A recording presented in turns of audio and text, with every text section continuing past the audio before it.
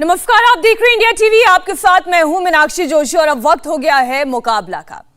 उत्तर प्रदेश से लेकर मध्य प्रदेश तक और गुजरात तक लव जिहाद के मामले सामने आ रहे हैं। इन मामलों ने बहुत बड़ा सवाल खड़ा किया है।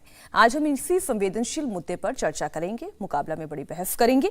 लेकिन ये टॉपिक हमने क्यों चुना, इसकी एक लेटेस्ट वजह आपके सामने रखते हैं। आज सबसे पहले बात करते हैं गुजरात की। गुजरात के नाडियाड से एक हैरान करने वाला मामला सामने आया।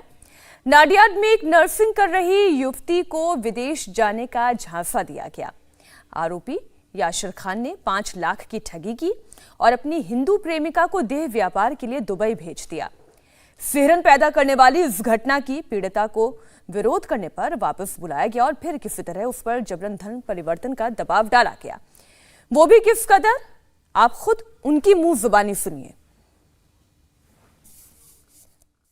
एफआईआर में ऐसा है कि मैं एक हिंदू लड़की हूँ और सामने वाला लड़का मुस्लिम है, तो उसने मुझे उसकी जाल में फंसाया और मुझे शादी के लिए उसने लालच दी और बोला कि उसने पहले मेरा ड्रीम जान लिया कि मेरा ड्रीम क्या है। तो मेरा ड्रीम जाना विदेश में था, इसलिए उसने मुझे उसके अंदर फौसलाया और बोला कि मेरे को भी बाहर जाना है तेरे साथ।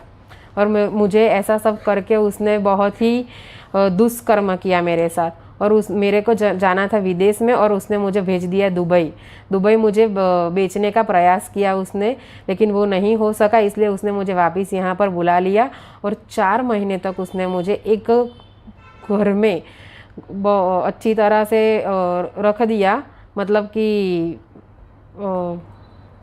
गूंधा के रखा उसने मुझे।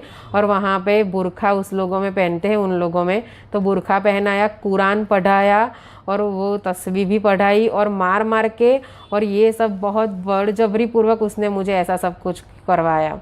और उसके पापा और उसका भाई वो दोनों भी आते थे और उन्होंने भी मेरे पास बहुत गंदी तरह से नज़र बिगाड़ी और बहुत गंदी तरह से मुझे टॉर्चरिंग किया। और उसकी माता और उसकी सब बुआ सब फोई लोग थी, उन्होंने भी मेरे पास बहुत ही गंदी तरह से मुझे जज किया और मुझे टॉर्चरिंग किया। और उनके धर्म के लिए उन्होंने मुझे बोला कि ये सब नहीं करेगी तो हम तुझे मारेंगे। अब आपने पूरी घटना खुद पीड़िता के मुंह जुबानी सुन ली।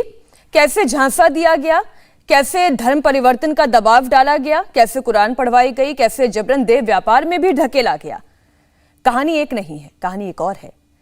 मध्य प्रदेश की ये कहानी है। मध्य प्रदेश के नरसिंहपुर से एक ऐसा मामला सामने आया जिसे सुनकर आपका खून खौल उठेगा।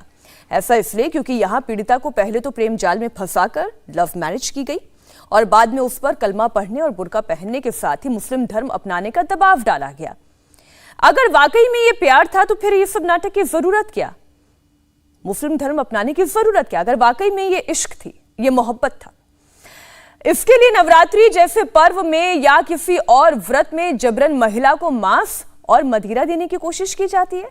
बड़ा ही हैरान कर देने वाला, परेशान करने वाला ये पूरा वाकया खुद पीड़िता की मुंह जुबानी सुनिए।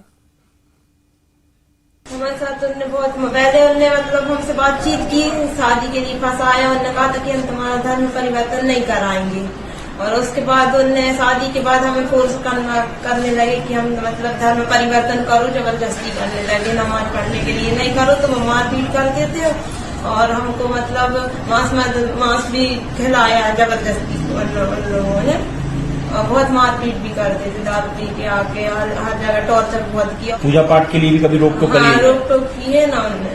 अपन जैसे कभी नवरात्रि का व्रत रहना चाहो कुछ भी तो वो हमेशा ये कहते थे कि मतलब मारपीट करने लगते, उसी दिन मांस में दलाल बनाते थे और खा देते।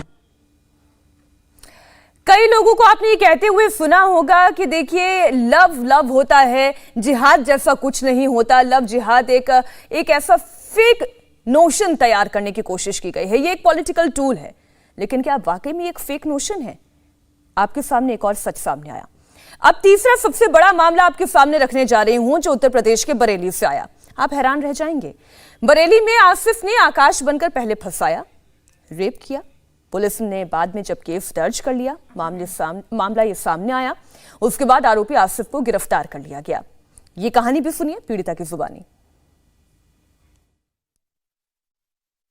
लड़की को बहला फुसला के ले गया था। आकाश नाम बताया था उसने और निकला था वह मुस्लिम, आसिफ निकला था। उसको तो फिलहाल जो अपराध उसने किया है उसको तो सज़ा होना चाहिए, फांसी की सज़ा होना चाहिए। मेरी यही खुशारित है कि जो योगी तीर पहुंच जाना चाहिए। मेरी एक दिन ले गया था किडनैप करके। अच्छा, दूसरा धर्म का था ये? हाँ, मोमडन था वो। हाँ। और बताया हिंदू था अपने आप हाँ, बताया हिंदू था। उसको तो फांसी की सज़ा होना चाहिए। आसिफ आकाश बनकर लड़की से मिला, फिर उसने क्या क्या किया, पीड़िता की मां ने पूरी बात मीडिया के सामने रखी। हमारे साथ खास मेहमान जुड़ गए। हमारे साथ स्टूडियो में ही अंबर जैदी जुड़ गई हैं, आप विमेन एक्टिविस्ट हैं। हमारे साथ मुस्लिम स्कॉलर हाजिक खान साहब जुड़ गए हैं, आप भी स्टूडियो में ही मौजूद हैं। हमारे साथ अनन्या जामवाल जुड़ गई हैं, आप भी एक्टिविस्ट हैं। और साथ ही मारिया तबस्सुम, आप मुस्लिम स्कॉलर हैं, आप भी हमारे साथ जुड़ गई हैं। आप चारों मेहमानों का बहुत स्वागत है।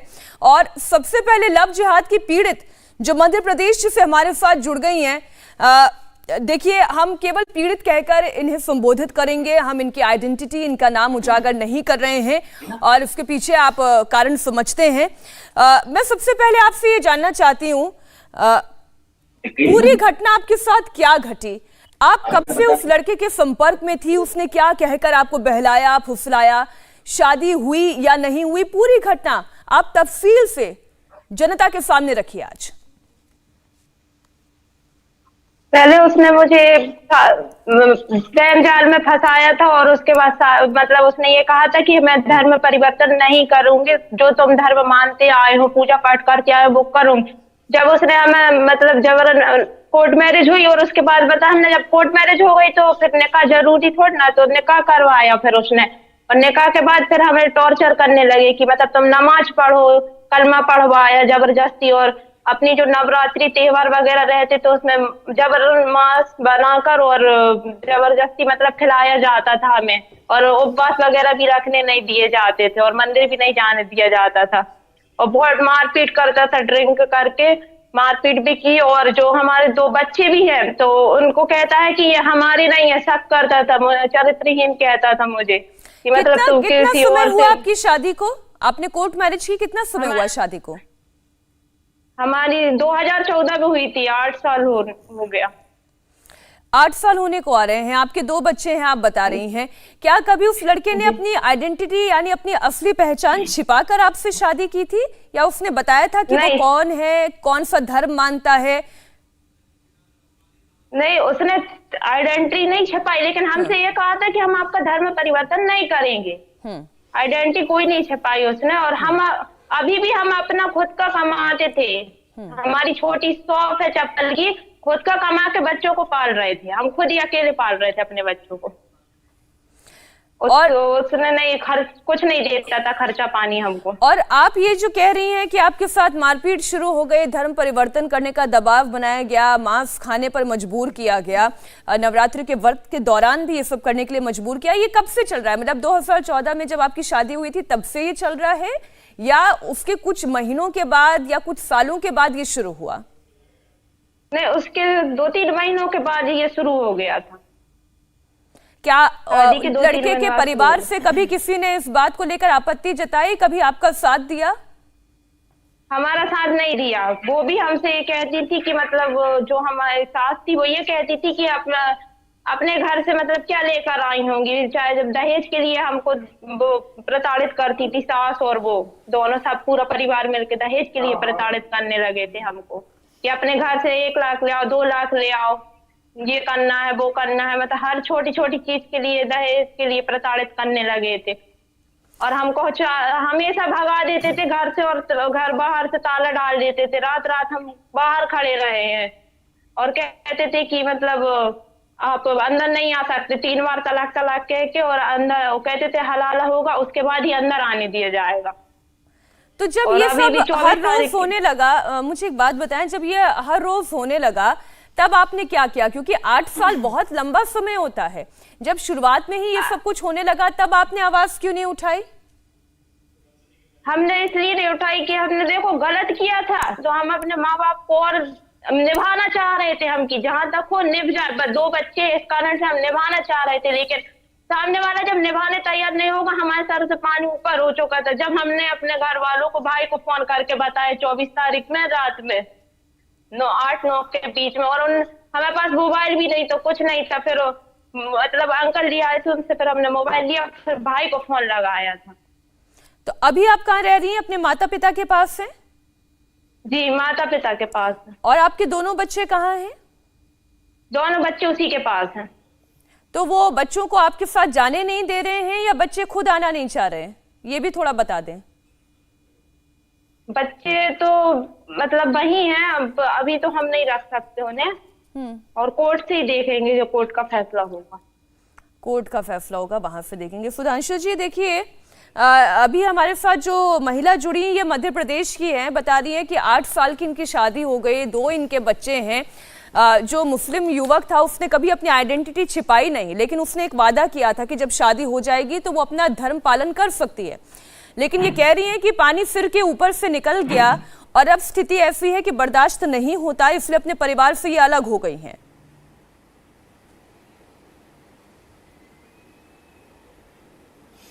देखिए मीनाक्षी जी, जो यहां पर ये अपनी व्यथा बता रही हैं वह दुखद है, परंतु उससे अधिक दुखद बात यह कि ऐसे एक नहीं अनेक प्रकरण आ रहे हैं और देश के भिन्न भिन्न हिस्सों से आ रहे हैं। अब यहां पर समस्या यह है कि जो लोग ये कहने का प्रयास करते हैं कि ये तो सामान्य प्रेम का मामला है, इसमें किसी प्रकार का मजहबी रंग नहीं देना चाहिए, तो इसमें मैं सिर्फ 2 बातें कहता हूं। पहली बात, यदि सामान्य प्रेम का है तो दोनों तरफ के बराबर स्थितियां होनी चाहिए। आप यह भी दिखाइए कि कितनी स्थितियों में एक समुदाय की लड़की है, दूसरे समुदाय का लड़का है, ये एक तरफा स्क्यूड रेशियो ही क्यों है? दूसरी बात, यदि यह सामान्य और सहज बात है तो धर्म परिवर्तन का दबाव एक ही समुदाय की तरफ से क्यों होता है, चाहे लड़का उस समुदाय का हो या लड़की उस समुदाय की हो? और आपको याद करिए, हरियाणा में एक घटना हुई थी जिसमें लड़की को मार तक दिया था। अब चलिए, अब आप कहें कि साहब ये अलग अलग इंसिडेंट्स है, इनको अलग करें, तो मैं एक बात याद दिलाना चाहता हूं। लव जिहाद टर्म सबसे पहले किसने प्रयोग किया? केरल के कम्युनिस्ट पार्टी के मुख्यमंत्री वीएस अच्युतानंदन ने। किस आधार पर प्रयोग किया? केरल में कम्युनिस्ट पार्टी की सरकार थी और कांग्रेस की सरकार थी। केरल एसटीएफ ने केरल हाई कोर्ट में उन बाकायदा 5000 केसेस की स्टडी के बाद एक रिपोर्ट फाइल की, जिसके अनुसार उन्होंने माना कि ये जितने भी प्रकरण हैं ये सामान्य नहीं हैं। ये 1995 के बाद एक रणनीति बनी जिसमें था कि मिडिल क्लास की हिंदू और क्रिश्चियन लड़कियों को टारगेट करके उनके साथ शादी करके उनको इस प्रकार से कन्वर्ट करने का मुहिम चलाया जाए। ये इसमें ना कहीं बीजेपी है ना कहीं आरएसएस है, केरल है, कम्युनिस्ट पार्टी है, वहां की पुलिस की एसटीएफ की रिपोर्ट है, वहां के हाई कोर्ट में सबमिटेड है। पर दुख की बात यह है कि मुस्लिम समाज बजाय इस चीज की आलोचना करने के उसके डिफेंस में खड़ा होना तो छोड़िए, वो अपने ऊपर ओढ़ लेता है कि साहब ये जो गलती हो रही है उसको गलती कहने की बजाय अरे हमको गलत क्यों कहा जा रहा, अरे आपसे कहा कि आप तो कहिए कि ये चीज गलत हो रही है।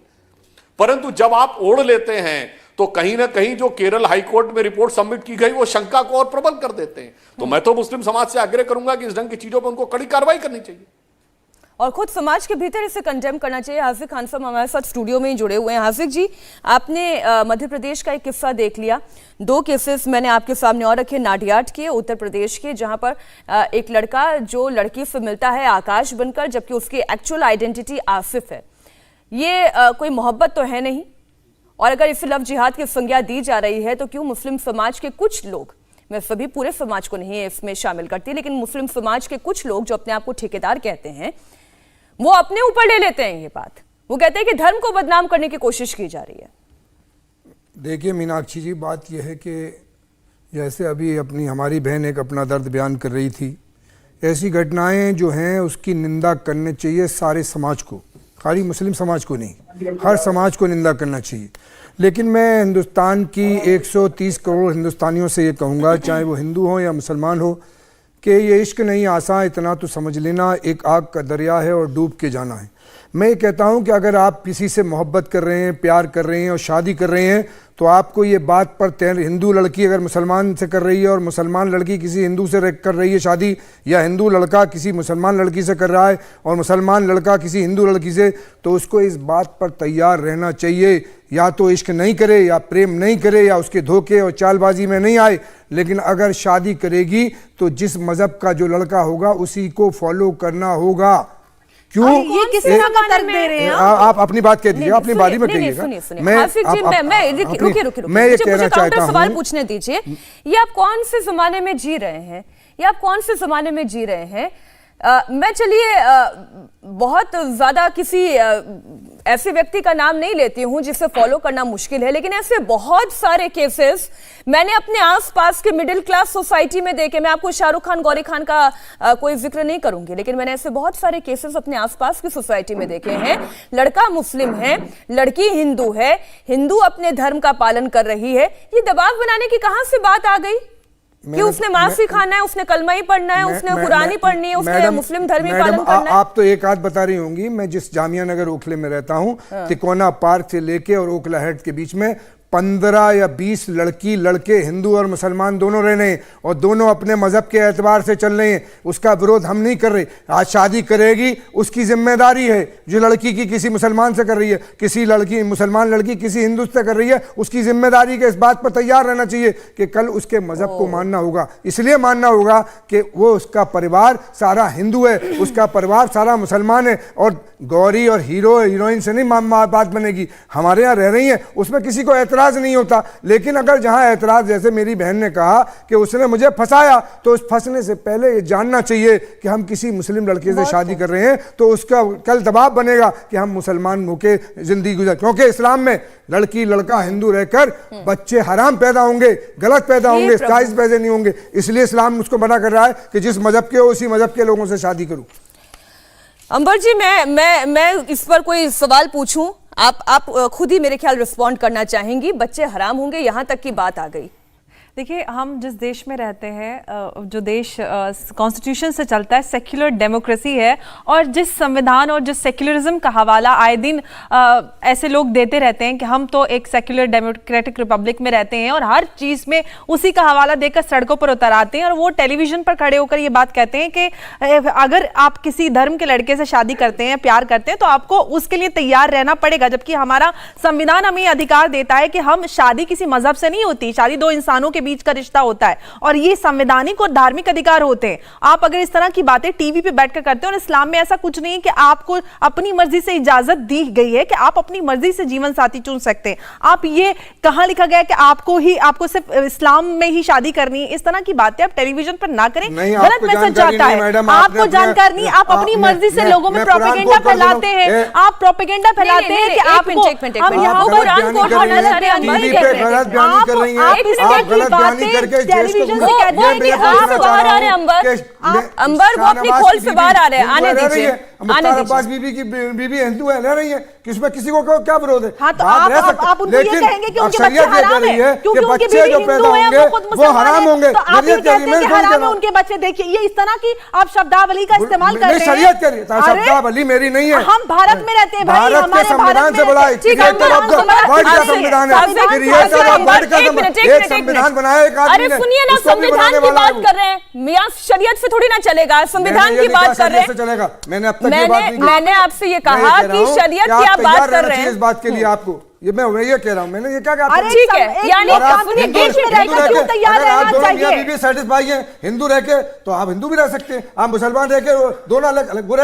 एक तरफ आप कहते हैं कि आपको तैयार रहना पड़ेगा, जिस धर्म के लड़के से आप शादी करते हैं उस धर्म में कन्वर्ट होने के लिए क्यों तैयार रहना पड़ेगा? हाँ, शादी दो इंसानों के बीच होती है, मजहब के बीच नहीं। आप गंगा जमुनी तहजीब की बात करते, कौन सी गंगा कौन सी जमुना बता दीजिए। गंगा जमुनी तहजीब, गंगा भी हिंदू की और जमुना भी हिंदू की। आप जबरदस्ती में गंगा जमुनी तहजीब का ढोल बजाते रहते हैं। आप भी तो कुछ कहिए ना। ठीक है, ठीक है, बात ये है कि शरीयत इस बात की इजाजत दे रही है, आप अपने साथी जीवन।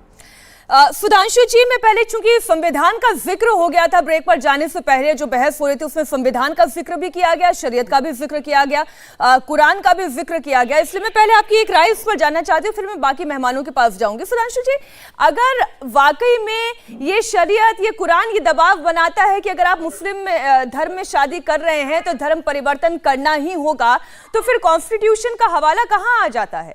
फिर कॉन्स्टिट्यूशन का औचित्य ही क्या रह जाता है जो ये कहता है कि चाहे आप किसी भी धर्म को मानने वाले हो, कहीं पे भी रहते हो, किसी से भी आपकी शादी हुई हो, आपके पास ये अधिकार है कि आप अपने धर्म का पालन कर सकते हैं, अपना रिलीजन एक्सरसाइज कर सकते हैं। लेकिन इस तरीके की बात जो हाफिज खान साहब ने कही कि ऐसी शादियों से होने वाले फिर बच्चे हराम होते हैं, ये सोच, ये मानसिकता और फिर कॉन्स्टिट्यूशन का हवाला, ये दोनों एक साथ जाते नहीं साथ में।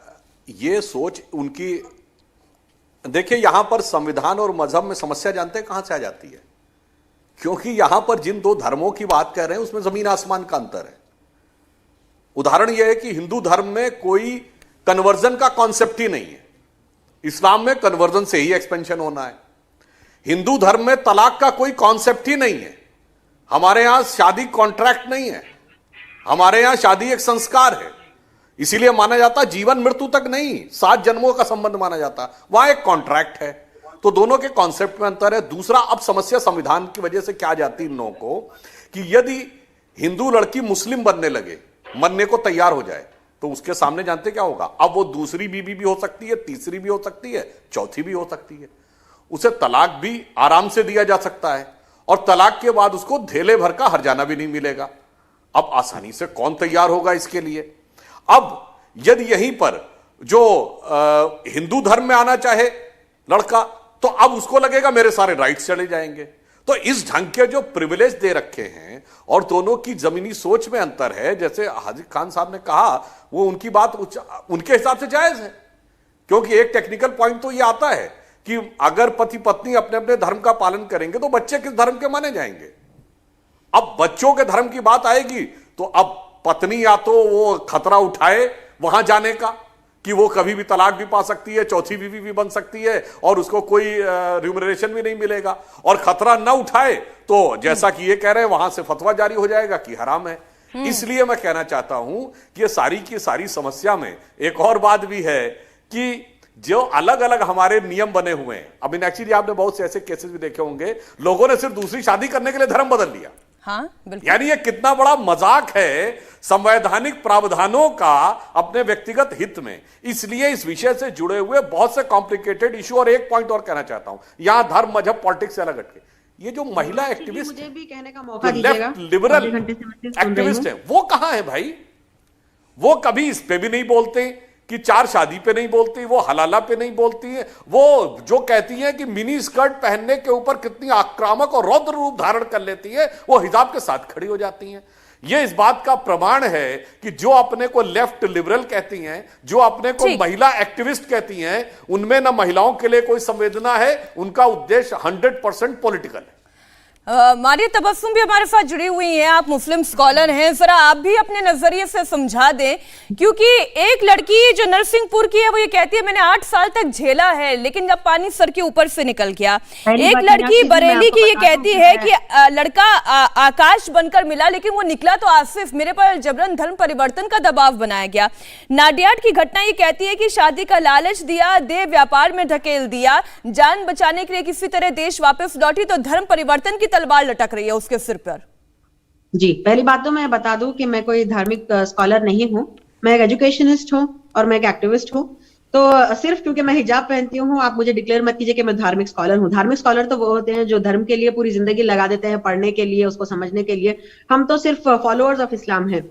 तो हमारे यहाँ बचपन से हमने ये सीखा कि पहली बात तो किसी औरत पर भी जोर जबरदस्ती जुल्म ज्यादती करना जो है वो चाहे हिंदू हो मुसलमान हो वो बिल्कुल मना है।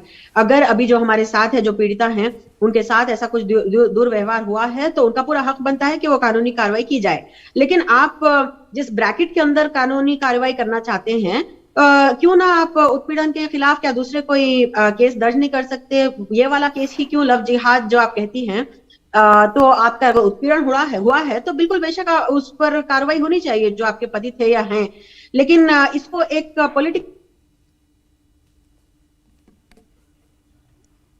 तबस्सुम जी का कनेक्शन मुझे लग रहा है टूट गया है। हमारे साथ एक और महिला एक्टिविस्ट जुड़ी हुई हैं, अनन्या जामवाल।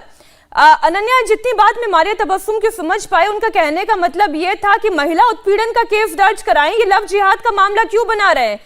वो इसमें पॉलिटिक्स ढूंढने की कोशिश कर रही थी। जी मैम पहले तो मैं कहना चाहूंगी कि जिन्हें भी लगता है कि वो पॉलिटिक्स का नाम लेके या शायरी मार के लव जिहाद का सच को झूठ में बदल देंगे तो ऐसा बिल्कुल नहीं होने वाला है। सच को कोई बदल नहीं सकता। और जहां तक लव जिहाद की बात है, ये बहुत एक सच्ची घटना है और ये हुई है। और जो पीड़ित हैं उनकी हमने जो वीडियो देखी है अभी और जो वीडियो वायरल हो रही है, ये उन्होंने अपने मुंह से खुद बताया है कि उनसे क्या बीती है। और जहाँ तक ये बात करते हैं, मैंने ये सुना कि पैनलिस्ट ने ये भी कहा कि लव तो शायरी में के कहा कि अगर उन्होंने लव किया है तो उन्हें मानना पड़ेगा कि उनको कौन सा धर्म वो करना है। तो हमारा कॉन्स्टिट्यूशन ये हमें राइट देता है कि हम अपना रिलीजन अपनी मर्जी से प्रैक्टिस करें। तो क्यों उनकी शादी के बाद ही उन्हें फोर्स किया जाता है कि वो नमाज पढ़ें? क्यों उन्हें फोर्स किया जाता है कि वो हिजाब पहने? क्यों उन्हें फोर्स किया जाता है कि वो नवरात्रों में नॉनवेज खाएं? उनकी अपनी मर्जी होनी चाहिए, उन्हें अपने रिलीजन प्रैक्टिस करने की अपनी एक राइट होना चाहिए। क्यों उनका धर्म परिवर्तन किया जाता है शादी के बाद? धर्म परिवर्तन करने की आवश्यकता क्या है अंबर? बड़ा सीधा सा सवाल तो मेरा यही है, अगर ये प्यार है तो प्यार रहने दीजिए, धर्म परिवर्तन की आवश्यकता क्या है? एब्सोल्युटली, मैंने पहले भी यही बात की थी और अभी मारिया तबस्सुम ये बात कह रही थी कि इसको जो घरेलू उत्पीड़न होता है उसके दायरे में रखा जाए। जब एक इंसान के साथ जो हिंसा हो रही है वो धर्म के आधार पर हो रही है, उसको उसके साथ ये जबरन उत्पीड़न किया जा रहा है कि वो एक धर्म से दूसरे धर्म में आ जाए, और वो चाहती हैं कि इसको वो घरेलू उत्पीड़न का मामला करके कोर्ट में इस तरह से शिकायत दर्ज करानी चाहिए। ट्रिपल तलाक के समय जो हम जब काम करते थे तो जब इस तरह के केसेस हमारे सामने आते थे तो सबसे बड़ी प्रॉब्लम उसमें यही आती थी कि क्योंकि सही कानून, सही धारा ना होने की वजह से वो इसी दायरे में पुलिस में के बाद शिकायत जाती थी। मसला ट्रिपल तलाक का जरूरी है, लेकिन उससे घरेलू उत्पीड़न का बनाया जाता है, घरेलू हिंसा के उसमें हो जाता था। तो जबकि हमारे देश में, उत्तर प्रदेश में कानून बन चुका है, तो इस तरह के कानून बिल्कुल, अगर आप धर्म के आधार पर किसी के साथ हिंसा करते हैं, पहले तो आपको पता है कि कौन सा इंसान किस धर्म का है, आप उसके साथ वादे करते हैं कि आपके साथ कोई जबरदस्ती नहीं की जाएगी। नहीं, आप एक पढ़ी लिखी एजुकेशनिस्ट हैं, आपने कहा एक्टिविस्ट हैं, और आप कहते हैं कि भाई आपके साथ हुआ है तो आप घरेलू उत्पीड़न में करवा दीजिए।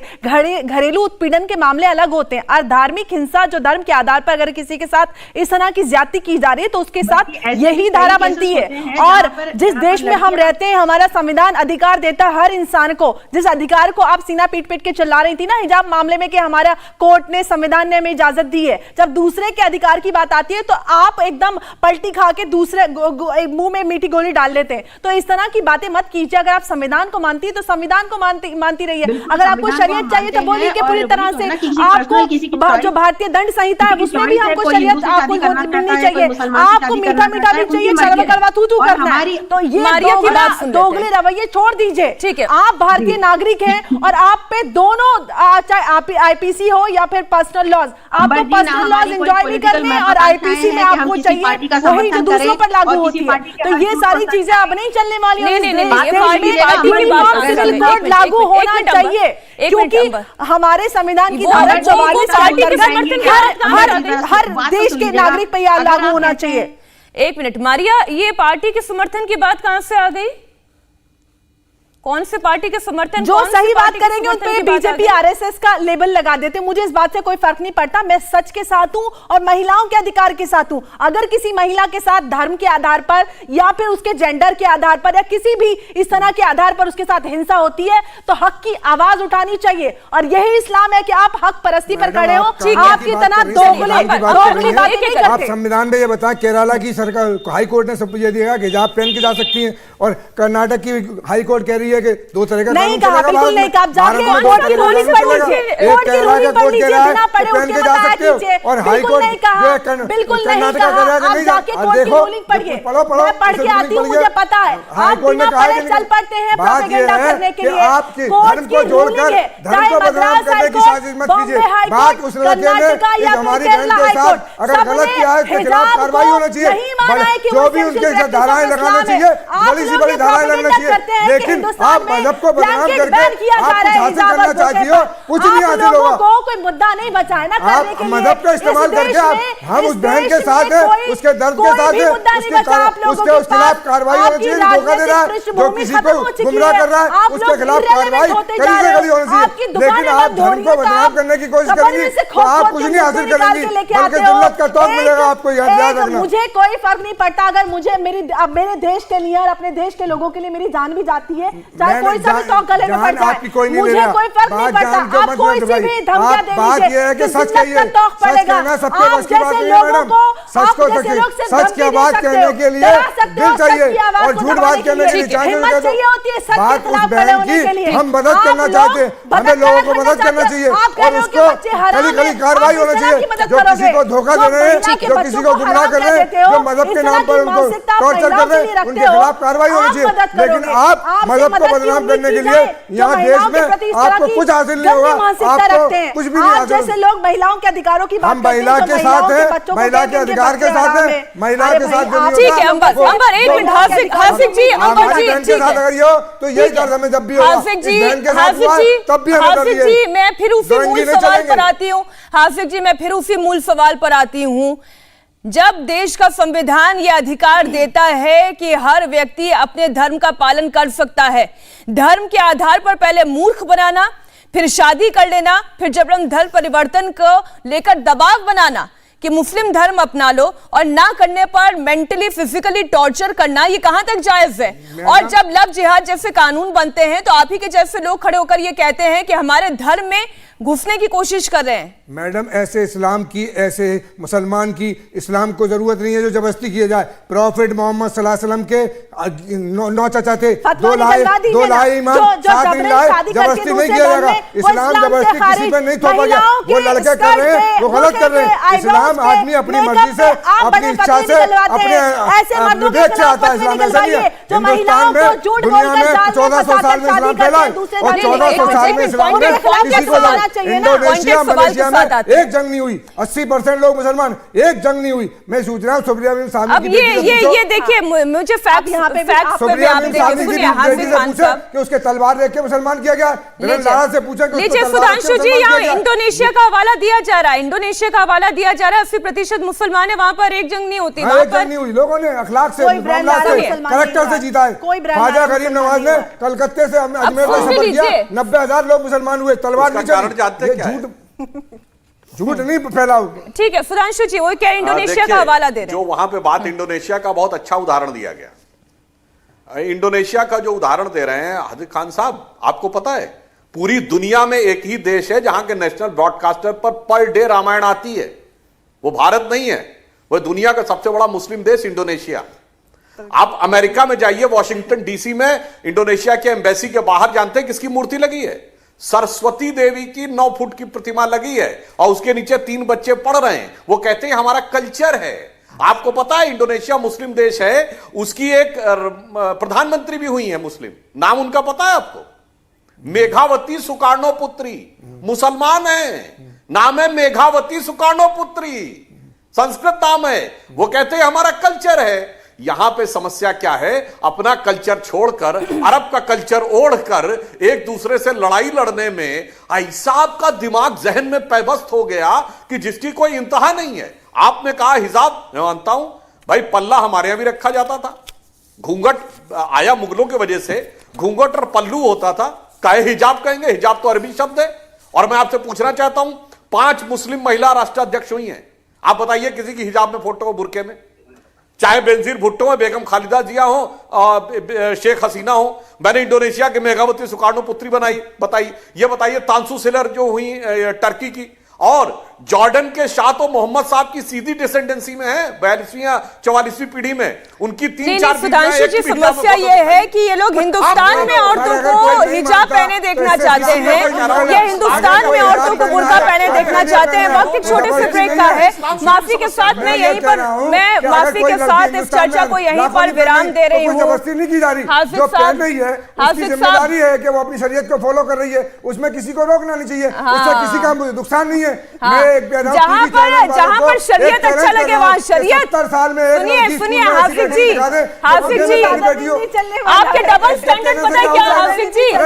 हाफिज जी, आपके डबल स्टैंडर्ड यही है, जहां पर शरीयत का लाभ चाहिए, जहां पर मुसलमान होने का लाभ चाहिए, वहां पर तो मुसलमान होने का लाभ आप उठाते हैं, और जहां पर कॉन्स्टिट्यूशन का हवाला देना हो वहां पर कॉन्स्टिट्यूशन का लाभ देते। बहुत मीठा मीठा जो खेलते हैं ना, ये नहीं चलने वाला है ज्यादा देर। लीजिए आ गए ना मुद्दे पर, जब अच्छा मुद्दे पर आ गए। चलिए मैं अपनी चर्चा को यहीं पर विराम दे रही हूँ। सुधांशु त्रिवेदी जी आपका बहुत बहुत धन्यवाद, हमारे साथ जुड़े सभी मेहमानों का बहुत धन्यवाद। इंडिया टीवी हर वक्त हर जगह डाउनलोड करने के लिए सर्च करें India TV news Google play store या ऐप स्टोर पर।